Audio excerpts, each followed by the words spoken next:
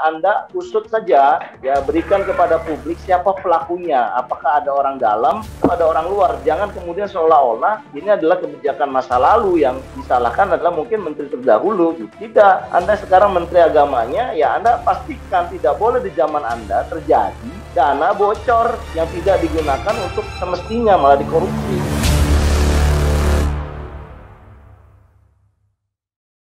Selanjutnya kita beralih kepada topik berikutnya, ada tentang penyelewengan dana bantuan pesantren.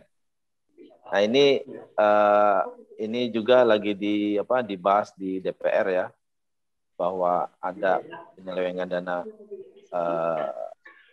bantuan pesantren.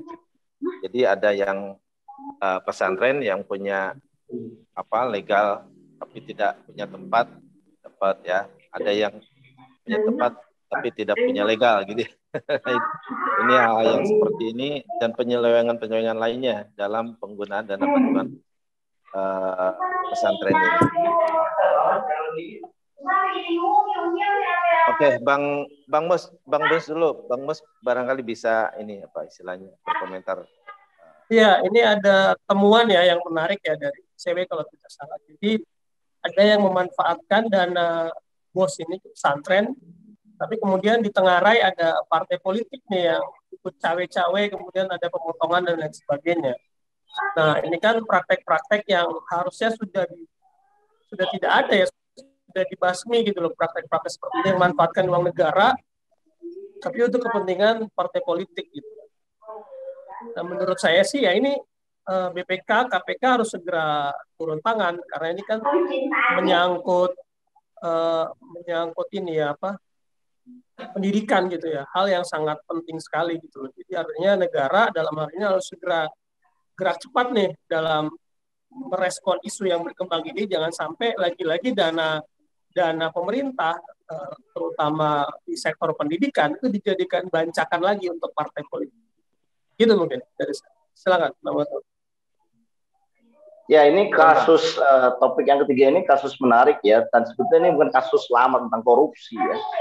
Kita bingung ini penyakit korupsi ini bukannya makin hari makin berkurang, ini makin bertambah ya. Sekarang mengenai dana bosnya dana pesantren BOP, biaya operasional pesantren ya. Ini kan karena kita ini ya tidak punya satu tata kelola yang standar. Kalau BOS itu kan punya standarnya jelas ya, dilakukan oleh Kementerian Diknas ya, bahwa sekolahnya harus jelas, anak didiknya harus jelas. Nah, yang dikelola oleh Kemenak ini, Menak ya, Menteri Agama ya, ini standarnya itu agak aneh gitu loh. Kalau saya lihat dari SOP ya, pesantren-pesantren yang diberikan bantuan BOP itu ternyata cukup hanya menyerahkan surat kertas. Dan ternyata temuan dari siapa itu ya bro, ICW ya bro ya, di Sumatera Utara, di dua kabupaten, ternyata pesantrennya itu tidak ada gedungnya, ya kan, tidak ada fisiknya. Sementara di daerah situ juga, berdasarkan hasil pantauan ICW, malah yang ada gedungnya, yang punya santrinya malah nggak dapat COP. Dan apalagi informasi itu dikuatkan dengan temuan ICW bahwa pesantren-pesantren yang menerima bantuan itu harus menyerahkan 30% ya, dengan alasan untuk panitia pembangunan masjid ya, dan itu dilakukan oleh oknum yang katanya partai politik. Nah, kemudian Menteri Agama mengatakan orang lain yang pesta, saya yang cuci piring.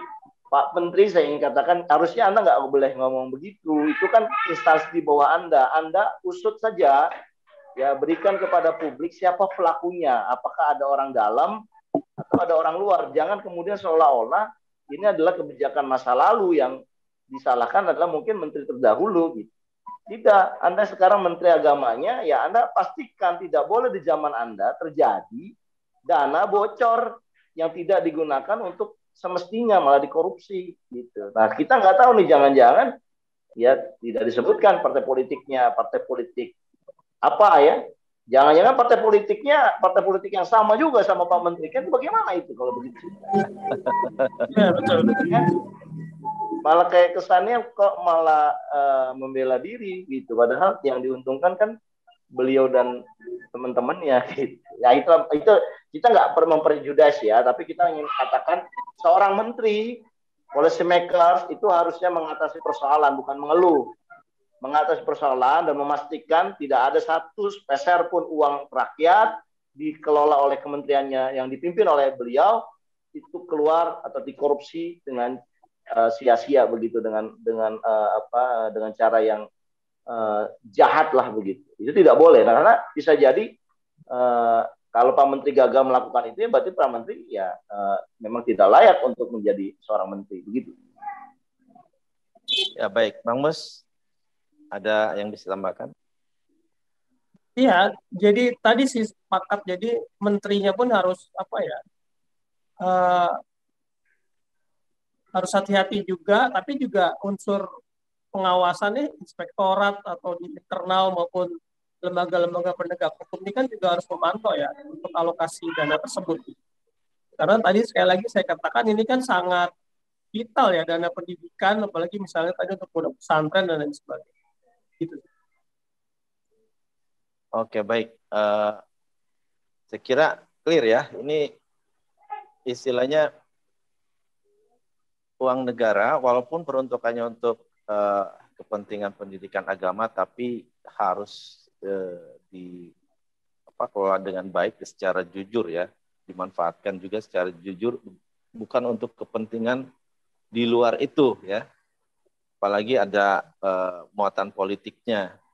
Dan ini sangat disayangkan sekali karena otomatis ini agama juga tercemar ya. Mungkin pesantren ini identik dengan kita sebagai kaum muslimin juga agak jengah mendengarnya ya dengan hal seperti ini.